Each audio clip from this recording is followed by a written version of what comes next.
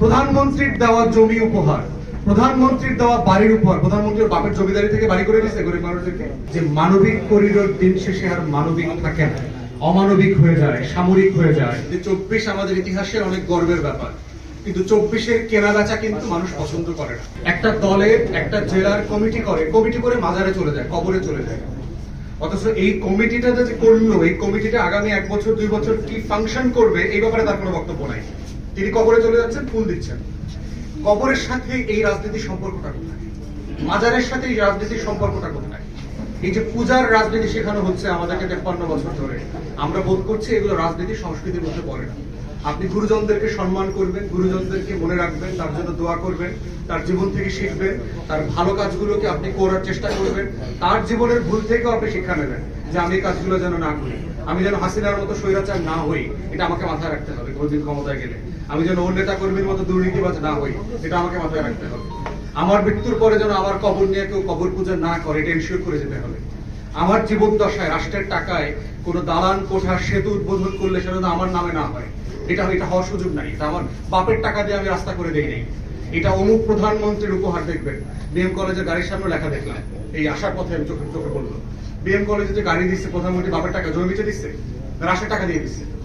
তো রাষ্ট্রের টাকা দিয়ে স্টুডেন্টদেরকে একটা বাস দিচ্ছে উপহার, এটা তো এমনিতে দেওয়ারই কথা। আপনি উপহার দিলেন মানে কি? উপহার জিনিসটা কখন হয়?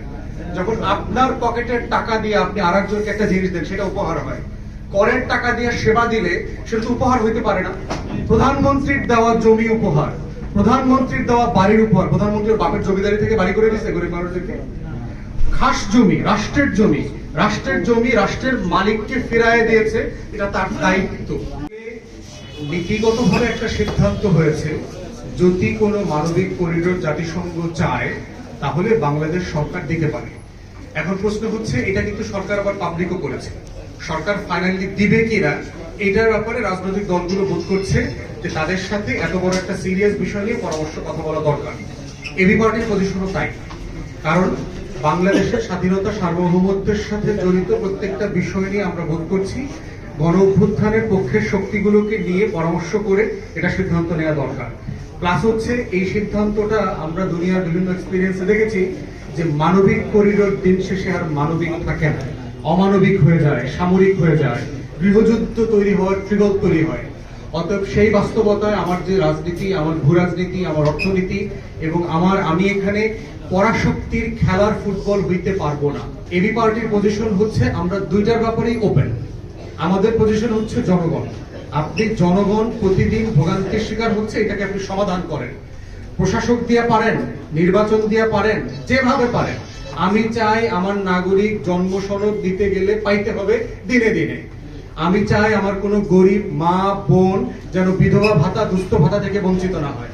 আমি চাই আমার কোনো নাগরিক মেয়ে ক্লাস 8-এর 9-এর উপবৃত্তি 6 মাস না পাওয়ার কারণে স্কুলে লেখাপড়া বন্ধ করে দেবে, এটা আমি চাই না। আমি এটা সমাধান চাই। অন্তর্বর্তীকালীন সরকার যেমনে পারে এটা সমাধান করুক। সে প্রশাসক দিয়ে পারে, সে প্রশাসক ওই নির্বাচিত কাউন্সিলরদেরকে দিয়ে পারে, স্বতন্ত্র ভালোভাবে একটা নির্বাচন করে দিয়ে পারে। এইটা তাকে সব রাজনৈতিক দলের সাথে কথা বলে সমাধান করতে হবে। আমরা জনগণ হচ্ছে ফার্স্ট প্রায়োরিটি আমার এখানে। বাংলাদেশে একটা তৃতীয় ধারার রাজনীতি, বংশীয় রাজনীতির বাইরে এসে করবার একটা আকাঙ্ক্ষা আমাদের মধ্যে অনেকদিন থেকে আছে। এবং আপনারা দেখবেন যে 1/11-এর সময় সংস্কার, বিকল্প রাজনীতি, নতুন ধারার রাজনীতি, বংশপূজার রাজনীতি থেকে বের হয়ে এসে একটা গণতান্ত্রিক মূল্যবোধের রাজনীতি চর্চার আকাঙ্ক্ষা ছিল, কিন্তু এটা হয়ে ওঠে নাই। যে বাংলাদেশের মানুষ মুক্তিযুদ্ধ নিয়ে অনেক গর্বিত, কিন্তু মুক্তিযুদ্ধ কচলানো রাজনীতি তারা পছন্দ করে। ঠিক একইভাবে দেখবেন যে 24 আমাদের ইতিহাসের অনেক গর্বের ব্যাপার, কিন্তু 24-এর কেনা বেচা কিন্তু মানুষ পছন্দ করে না। ধর্ম এই দেশের মানুষের খুব গুরুত্বপূর্ণ অনুষঙ্গ। সে ধর্মীয় মূল্যবোধ, পারিবারিক মূল্যবোধ, সামাজিক মূল্যবোধকে ধারণ করে, সম্মান করে, সহনশীল থাকে। কিন্তু ধর্মের ভিত্তিতে সে প্রত্যেক দিন রাজনীতি করবে, ব্যবসা করবে, এটা আমার পছন্দ করে না। রাজনৈতিক দল ক্ষমতায় যাইতে চাইবে, জনগণের মতামত নিয়ে সে নির্বাচন চাইবে, এটাই যৌক্তিক এবং এটা হাজারবার চাওয়াটাও যৌক্তিক।